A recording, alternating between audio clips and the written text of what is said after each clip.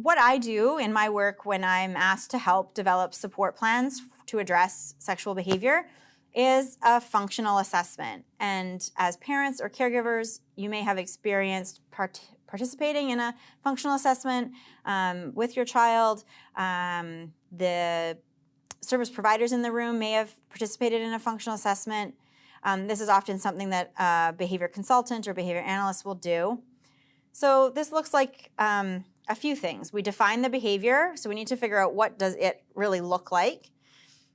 We need to identify the triggers or the antecedents, what comes just before the behaviors are happening. And we need to identify the function. Why is the behavior happening? Is it a medical reason? Is it a social reason? Is it to gain access to something? Why is it happening? Those are all going to inform how we decide what we're going to do to help support the person, to help them to change their behavior, to make it so that they're not excluded from environments. And this might involve some data collection. I've got a little list here of a few things. People are probably most familiar with ABC data collection. So antecedent, what comes before, behavior, what happened, and consequence, what happened immediately after. Scatter plot is like what times of day is it happening at. Interview, so that might be talking with caregivers, talking with teachers, talking with the person themselves, and maybe some observation. If the behavior is meant to be private or there's a concern about a behavior that's happening in private, we would not use observation. So we need to think about the ethics of observing or the ethics of purposefully triggering a behavior. I think broadly we should think about that, but particularly for sexual behavior, I would not ever set up a situation where if I asked somebody, what could I do to make this behavior happen? Even if they were able to tell me, I wouldn't set that situation up to protect that person's dignity. We shouldn't trigger somebody to do something that is an inappropriate sexual behavior, that could be illegal, that could cause harm to themselves or other people.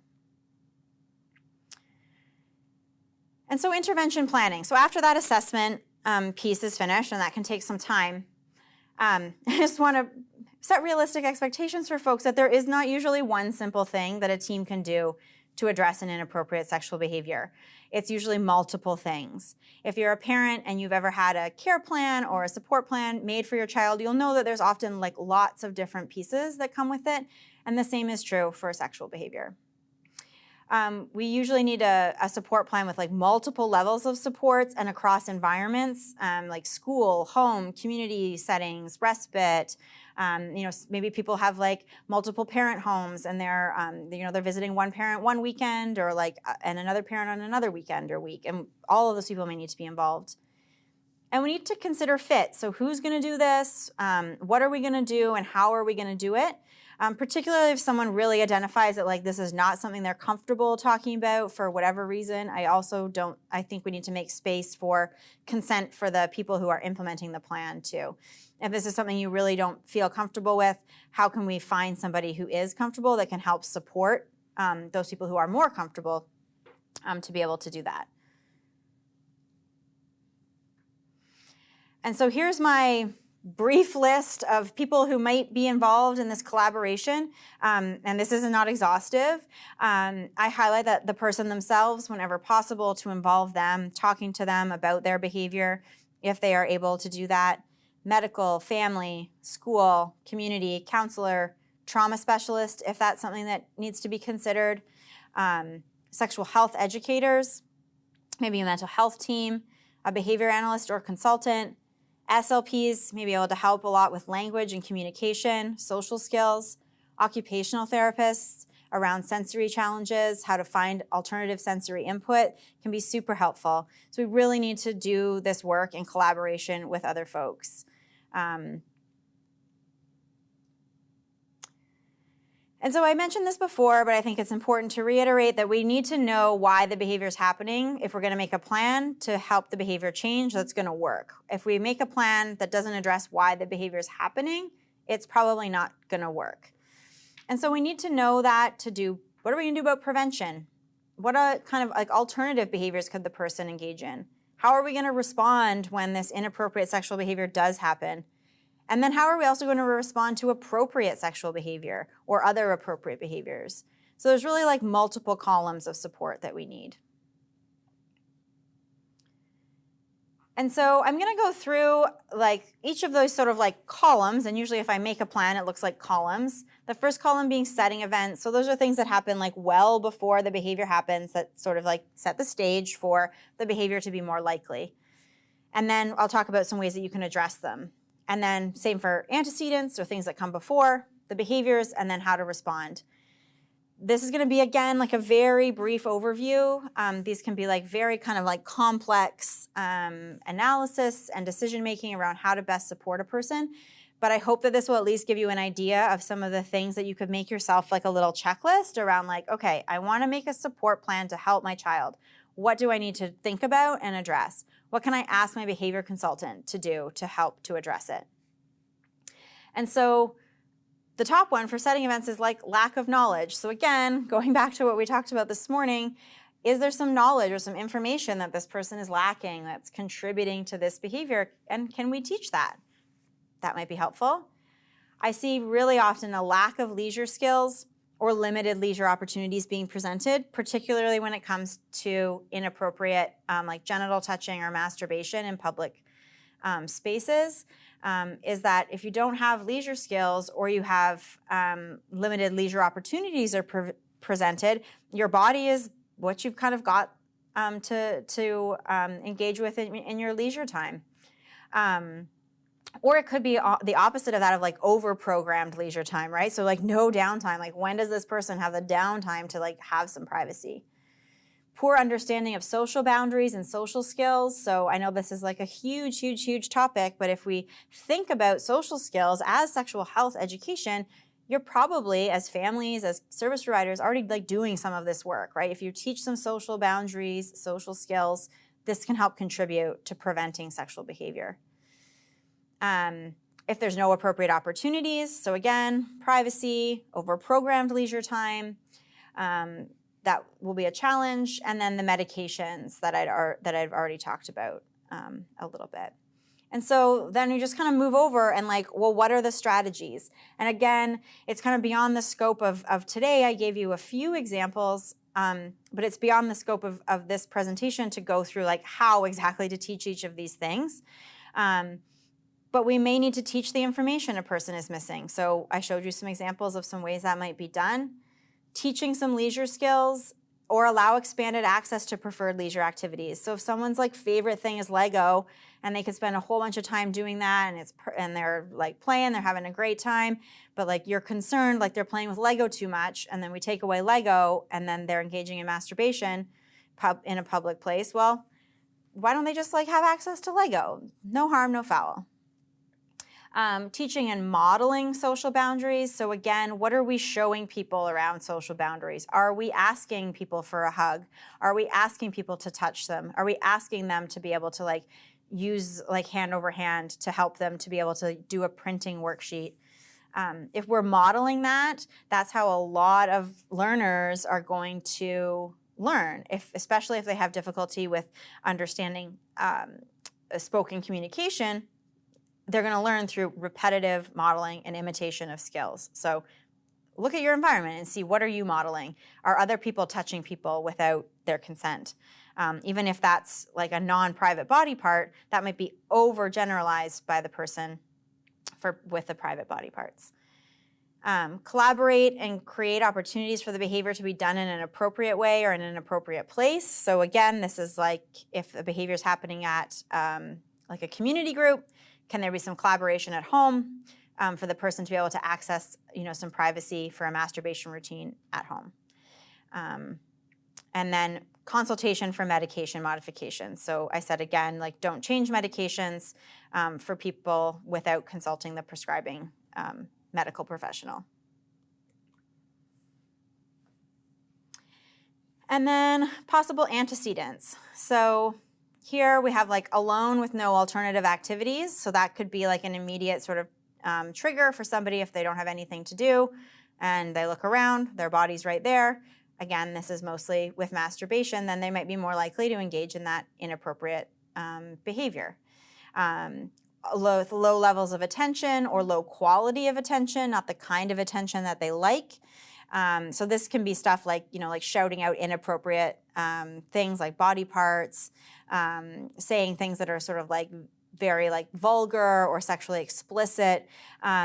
Maybe the person has a lot of attention, but it's not like the kind of attention that they like. So they really like that like shock value attention, that like saying something that's like very vulgar or saying something inappropriate to somebody gets that like big shock response that they really like. So it might not be, like, oh, they've got somebody with them all the time. They're constantly have somebody there talking to them, being with them. But is that the kind of attention that they want? So really looking at that. Difficult demands or demands that are presented in are not presented in an accessible and understandable way. So if we're looking at like completing a difficult task, whether that's helping with something around the house or completing some work at school or some task in like a intervention session, hands down the pants and touching genitals is a really quick way to get somebody to be like, never mind, we'll put that away and we have to go and wash hands. And so now all of a sudden we've delayed or gotten out of this demand that might have just been too difficult. So what could we teach somebody to better advocate there? Preferred items are removed or made inaccessible or difficult to access. I've seen this one very little in my work, that usually these behaviors aren't related to like accessing a preferred item, but it's quite possible. And so again, just like kind of like draw an arrow across, what are the strategies that match that? So can we look at changing supervision structure? Can we look at changing activity availability? Can things be more like readily available for the person?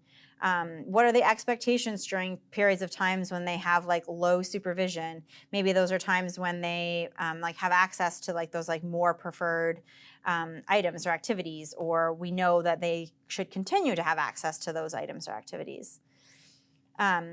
Again, like I sort of said, think about the type of attention that the person wants, what's valuable to them. Could we teach them to say some like jokes that are like get like a big like response, like laughing and those sorts of things, rather than just kind of constantly saying like penis. If it's something that like they like that like shock value, could like everybody kind of get together and be like, okay, even though we're not really shocked by, them saying, weird science facts about poop, that might be more preferable to like what they're doing now, or weird science facts about animals. You'd be like, oh, like I don't want to hear about like like this or that, right? And so we can fake that sort of like response so that they're getting the type of attention that they want. This one is a lot of these are true for just like sort of like any behavior that might be like interfering in an environment. Is like, is the person just signaling that like this thing is too difficult, they need help, they want the materials to be different or made more interesting? What can we do to change that up that's going to make it less likely that they're going to engage in an inappropriate behavior? Create some non-contingent access to preferred activities, so people don't have to earn their preferred activities, they can just have access to them. Plan access to items that can't be open access, so there may be things that can't be accessed like that for periods of time, but like when can they be available? How can that be signaled, right? So we may need to limit screen time, for example, but do they know when that's going to occur and what they can be expected to do in the meantime? Or potentially fading access from the environment if absolutely necessary. Again, I would say like there's very few cases where I would think that something would need to be faded from the environment entirely. And then also, we're not sort of practicing, if we're focusing too much on just like removing the triggers and not teaching, we're not going to guarantee that that person's going to use that skill in an environment that we have no control over. So, if they have had a history of approaching and touching people who are wearing purple pants, because their favorite color is purple and they like tight purple pants, you can send a memo out to everybody, don't wear tight purple pants, but that's not going to stop somebody in the community from wearing tight purple pants. So we still need to like make a plan around this that isn't just focused on like, we'll just get rid of it. We'll just get rid of the trigger. And so looking at possible alternative behaviors to teach. So again, like I said, most of the time these behaviors aren't in and of themselves problematic. They're just problematic for when they're happening. So if there is an appropriate time, place, or way to engage in that behavior, then we should teach that. Touching other people without their consent is not something that there's another safe time or place, right? That's just like, you don't do that. But for places where that can be taught, can we teach safe, effective, appropriate masturbation routines? We can teach what do you do when you get an erection in public. So I have some resources around that. I've taught people around like choosing different strategies, what to do. But especially if people don't have like a social circle that they're learning these like tricks from, they don't know what to do when they get an erection in public. And like that's going to happen, especially in that puberty time when like people are getting erections that is nothing to do with sexual stimuli at all. It's just a response in the body. But if they don't know that they should like remain seated, try to hold their backpack in front or like a book in front of them. If they get called to go up to the front of the classroom to share or write something on the board, to say something that like excuses them so that they don't have to get up.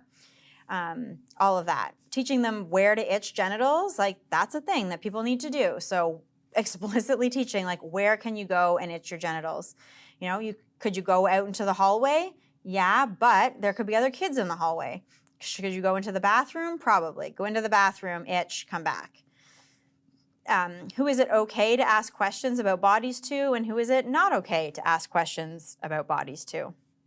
We need to create, again, like I said, for a safety thing, we need to create spaces like who is an appropriate person. So if that's something that like isn't okay in intervention sessions, we need to talk, you know, home team and parent about, we're going to say like, that's a great question. Super glad you're curious and comfortable asking me. But that's something that you can talk to your mom about. Why don't we make a, you know, like questions booklet and we'll write those in there and then you can take that and show it to your mom after we're done. And so that type of strategy can work. What do you do if you like somebody? So do you just go up and tell them that you like them? Do you follow them around school? Do you follow them home from school? No. You know, what do you do if you like somebody? Do you go up and then you just try to like ask them a question about like the math assignment or the English assignment? Yeah, that could be some like, you know, we have to teach like a task analysis of like how do you approach somebody that you like, and who is it okay to do what with as well. And that was that like circles that I showed you before. So like, who is it okay to do open mouth kissing with? Who is it okay to, you know, give your phone number to? Who is it okay to, you know, send a picture to? Who's it okay to send a naked picture to? You know, the answers to some of those might be nobody. Possible alternative behaviors to teach. So other ways to gain attention. So if people are touching other people's bodies or touching their own body as a means to gain attention, do they have a way to gain attention that is available to them? AAC, physical, vocal, pick something that they can do quickly and easily and efficiently that they already know how to do. So some functional communication training.